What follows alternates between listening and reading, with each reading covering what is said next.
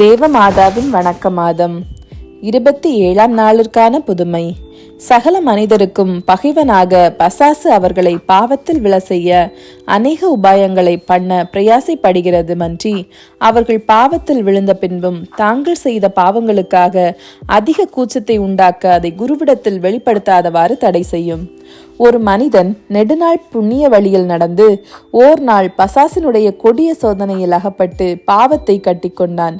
உடனே அதிக வருத்தமடைந்து பாவத்தினுடைய கொடூரத்தை கண்டு அதிகமாய் பயப்பட்டு பாவ சங்கீர்த்தனம் செய்ய வேண்டுமென்ற நினைவு தேவ ஏவுதலினால் அவன் மனதிலே வந்தாலும் தான் கொண்ட கூச்சத்தினால் இந்த பாவத்தை எப்படி வெளிப்படுத்துவேன் என்று கலங்கி பின்வாங்கினான்.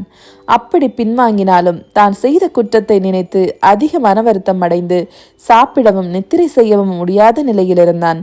அப்பொழுது அந்த தொந்தரவெல்லாம் நீங்கும் பொருட்டு தண்ணீரில் விழுந்து தற்கொலை செய்து கொள்ளும் எண்ணத்துடன் ஆற்றுக்கு சென்றான்.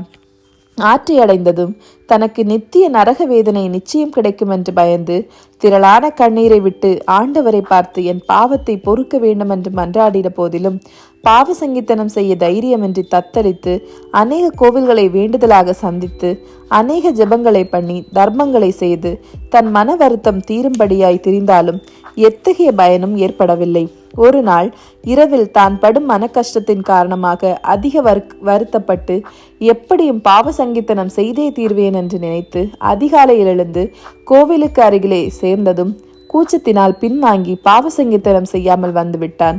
வேறொரு நாள் கோவிலுக்கு வந்து அதிகமான கூச்சத்தால் தடுக்கப்பட்டு ஒருபோதும் அந்த பாவத்தை சொல்ல மாட்டேன் என்று பின்வாங்கி தன் வீட்டுக்கு திரும்பும் முன்பே தேவமாதாவுக்கு நான் நிர்பாக்கியத்தை சொல்ல வேண்டுமென்று இந்த பரமநாயகியின் திருப்பாத தண்டையில் விழுந்து அன்னை தன் பேரில் இறங்கி தன்னை கைவிடாதபடிக்கு மன்றாடினான். எவ்வித கிருபையும் உடைத்தான தேவமாதா இந்த நிர்பாக்கியமான பாவியின் பேரில் இறங்கி அவன் படும் பயங்கரமான கூச்சத்தை நீக்கிவிட்டாள். திரு கன்னிகையின் பாதத்தில் அவன் விழுந்தவுடனே புது மனிதனாகி எழுந்து தைரியத்தோடு குருவானவரிடத்தில் போய் திரளான கண்ணீர் சிந்தி தான் செய்த பாவமெல்லாம் ஒன்றும் ஒழிக்காமல் வெளிப்படுத்தினான். அப்போது அவன் மனதில் வந்த சந்தோஷமும் அமைதியும் எவராலும் எடுத்துரைக்க இயலாத அரிய காரியமாய் இருந்தது. கிறிஸ்தவர்களே, நீங்கள் பாவ சங்கீர்த்தனம் செய்யும் முன் நல்ல பாவ சங்கீர்த்தனம் செய்ய தேவமாதாவின் மாசற்ற இருதயத்தை மன்றாட கடவீர்கள். மிகவும் இரக்கமுள்ள தாயே, உம்முடைய அடைக்கலமாக ஓடி வந்து உம்முடைய உபகார சகாயங்களை இறந்து உம்முடைய மன்றாட்டுக்களின் உதவியை கேட்ட ஒருவனாகிலும் உம்மால் கைவிடப்பட்டதாக ஒருபோதும் உலகில் கேள்விப்பட்டதில்லை என்று நினைத்தருளும். கன்னியருடைய ராக்கினியான கன்னிகையே, தயவுள்ள தாயே, இப்படிப்பட்ட நம்பிக்கையால் ஏவப்பட்டு உம்முடைய திருப்பாதத்தை அண்டி வருகிறேன். பெருமூச்செறிந்தழுது பாவியாகிய நான் உமது தயாளத்துக்கு காத்துக்கொண்டு உமது சமூகத்திலே நிற்கிறேன். அவதரித்த வார்த்தையின் தாயே, என் மன்றாட்டை புறக்கணியாமல் தயாய் வரியாய் கேட்டு தந்தருளும். ஆமீன்.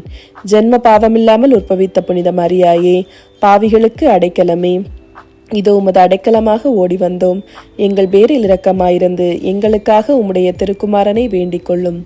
ஜென்ம பாவமில்லாமல் உற்பவித்த புனித மரியாயே, பாவிகளுக்கு அடைக்கலமே, இதோ உமது அடைக்கலமாக ஓடி வந்தோம். எங்கள் பேரில் இரக்கமாயிருந்து எங்களுக்காக உம்முடைய திருக்குமாரனை வேண்டிக் கொள்ளும். ஜென்ம பாவமில்லாமல் உற்பவித்த புனித மரியாயே, பாவிகளுக்கு அடைக்கலமே, இதோ உமது அடைக்கலமாக ஓடி வந்தோம். எங்கள் பேரில் இரக்கமாயிருந்து எங்களுக்காக உம்முடைய திருக்குமாரனை வேண்டிக் கொள்ளும். விண்ணுலகில் இருக்கின்ற எங்கள் தந்தையே, உமது பெயர் தூயதென போற்ற பெறுக. உமது ஆட்சி வருக.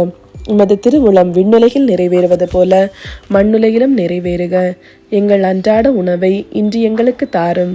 எங்களுக்கு எதிராக குற்றம் செய்வோரை நாங்கள் மன்னிப்பது போல எங்கள் குற்றங்களையும் மன்னியும். எங்களை சோதனைக்கு உட்படுத்தாதையும் தீமையிலிருந்து எங்களை விடுவித்தருளும்.